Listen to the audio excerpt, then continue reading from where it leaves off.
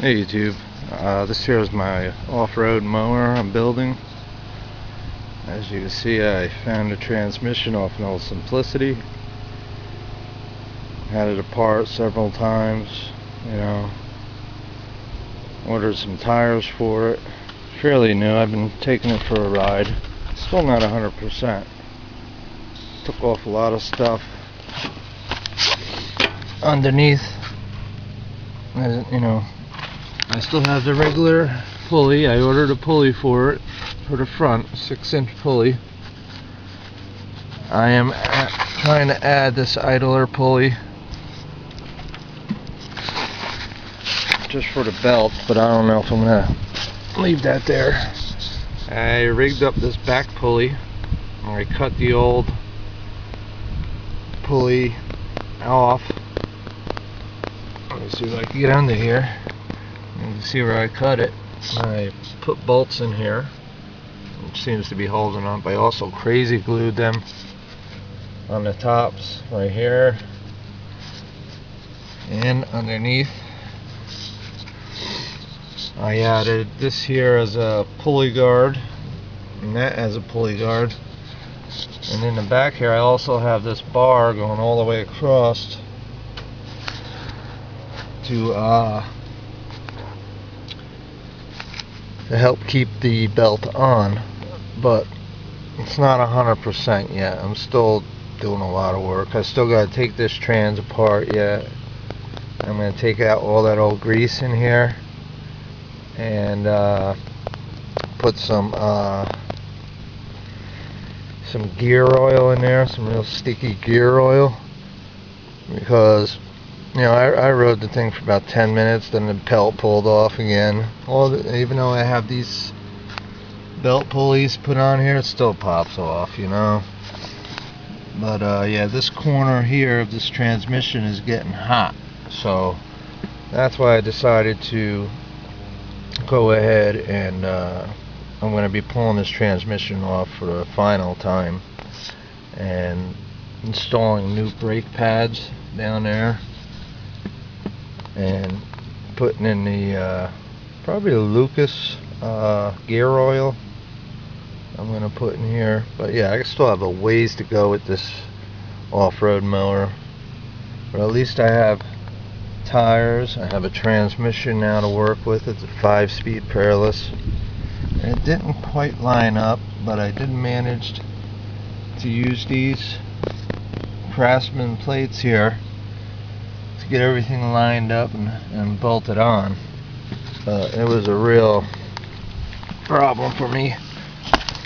I had this here figuring out the brakes.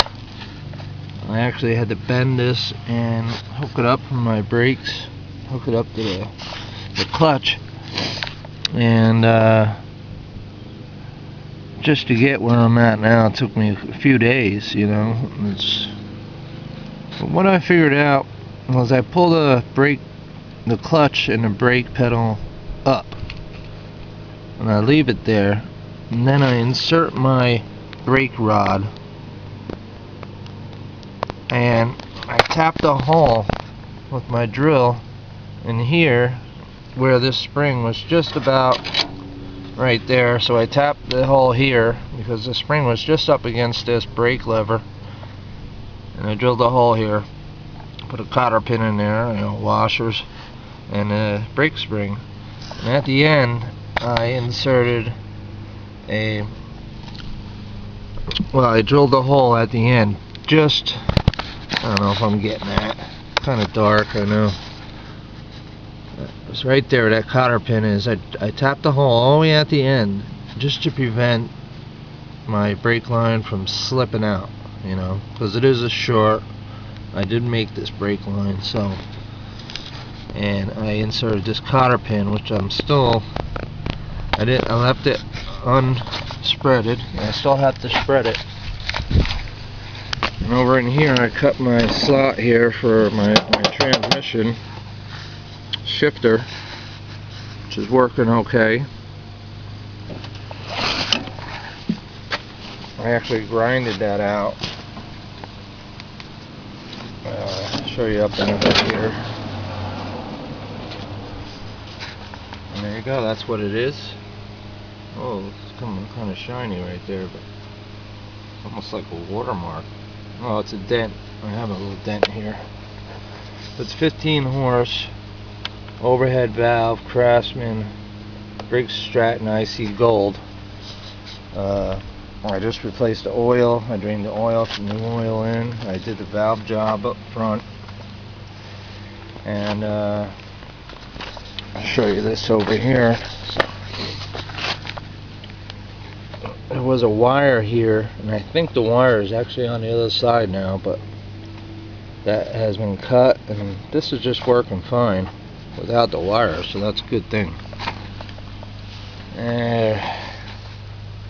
Does have the headlight system. I have it disconnected for now. As I was testing it, this front plate here for the glass, plastic actually, fell out and then hit the back wheel and busted all up. So I'm trying to figure out what I'm going to do here in the front. Saw somebody had like a piece of wood in here, and he had the fog lights in here. That's probably what I'm going to do. And up top here in the hood, I'm going to install a hood scoop to cool the engine.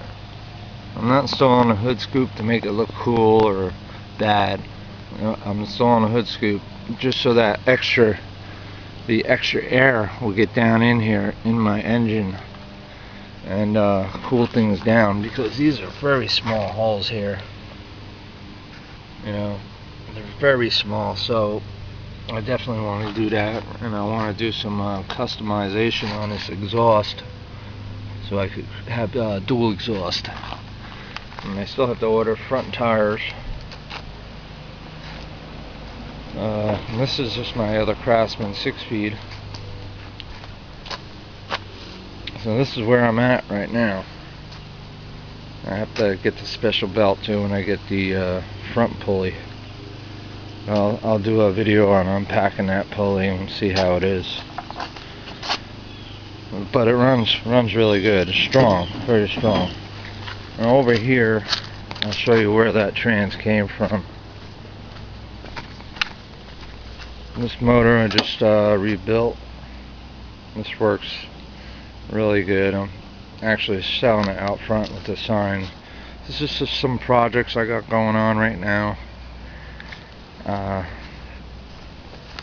Here's the parts I took out of this one to put in this one to get this one going. That one has a fractured block over there. But anyway, this was the simplicity here that I disassembled,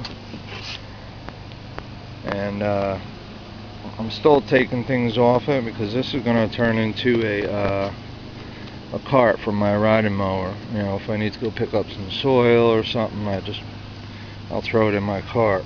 Once I get my welder, I'm going to weld this front end so it don't spin, so the tires don't move. And that's going to be my cart.